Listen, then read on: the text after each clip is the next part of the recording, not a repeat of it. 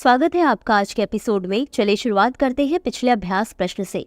हाल ही में समाचारों में रहा क्रिप्टोबायोसिस निम्नलिखित में से किससे संबंधित है? एक प्रक्रिया जिसमें जीव पोषक तत्वों की अनुपस्थिति में ऊर्जा उत्पन्न करने के लिए प्रकाश का उपयोग करते हैं।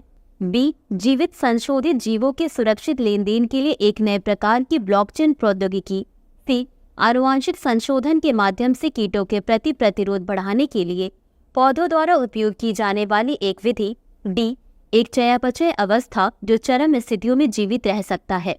इस प्रश्न का सही उत्तर है विकल्प डी, एक चयापचय अवस्था जो चरम स्थितियों में जीवित रह सकता है। चलिए देखते हैं इसके विश्लेषण को। क्रिप्टोबायोसिस एक अनोखी जैविक घटना है जिसमें एक जीव एक प्रतिवर्ती निष्क्रिय चयापचय अवस्था में प्रवेश करता है, जिससे वह निर्जलीकरण, ठंड, उच्च विकिरण जैसी चरम पर्यावरणीय स्थितियों में जीवित रह सकता है। क्रिप्टोबायोसिस के दौरान सभी जैविक गतिविधियां रुक जाती हैं तथा अनुकूल परिस्थितियां आने तक जीवन प्रक्रियाएं प्रभावी रूप से स्थगित हो जाती हैं। यह क्षमता कुछ जीवों में देखी जाती है, जैसे टार्डिग्रेड्स, जो कठोर परिस्थितियों के कम हो जाने पर सामान्य चयापचय कार्य को पुनः शुरू कर सकते हैं। अतः विकल्प डी सही है। तो चलिए शुरुआत करते हैं आज के एपिसोड की पहले प्रश्न से।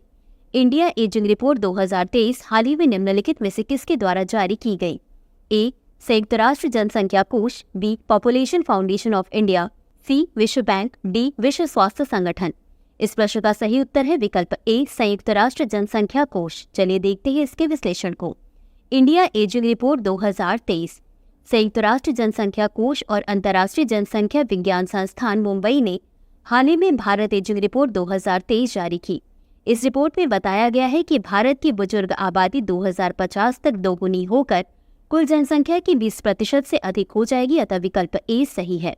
अगला प्रश्न है, उत्तर प्रदेश मदरसा अधिनियम 2004 पर सर्वोच्च न्यायालय के फैसले के संबंध में निम्नलिखित कथनों पर विचार कीजिए। एक, इसने कहा कि किसी संवैधानिक संशोधन की वैधता की जांच के लिए मूल ढांचे के सिद्धांत को लागू किया जाना चाहिए, न कि किसी साधारण कानून को।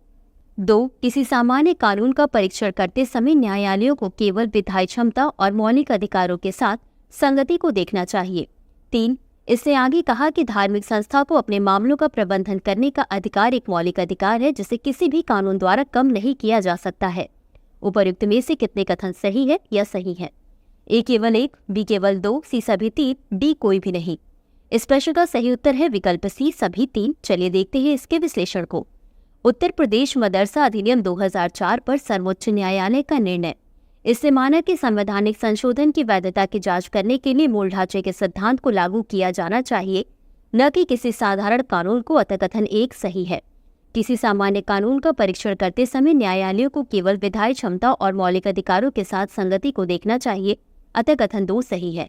इससे आगे कहा कि धार्मिक संस्था को अपने मामलों का प्रबंधन करने का अधिकार एक मौलिक अधिकार है जिसे किसी भी कानून द्वारा कम नहीं किया जा सकता। अतः कथन तीन सही है। अगला प्रश्न है, निम्नलिखित कथनों पर विचार कीजिए। एक, भारत के विकसित भारत @2047 विजन का उद्देश्य देश की आर्थिक स्थिति को महत्वपूर्ण रूप से बढ़ाना तथा समान विकास को समर्थन देने के लिए प्रति व्यक्ति आय को बढ़ाना है। दो, राष्ट्रीय औद्योगिक गलियारा विकास कार्यक्रम भारत को वैश्विक विनिर्माण केंद्र में बदलने के लिए स्मार्ट बुनियादी ढांचे के साथ औद्योगिक शहरों के निर्माण पर केंद्रित है। उपर्युक्त में से कौन सा या कौन से कथन सही है या सही है? ए केवल एक, बी केवल दो, सी एक और दो दोनों, डी न तो एक और न ही दो। इस प्रश्न का सही उत्तर है विकल्प सी, एक और दो दोनों। चलिए देखते हैं इसके विश्लेषण को।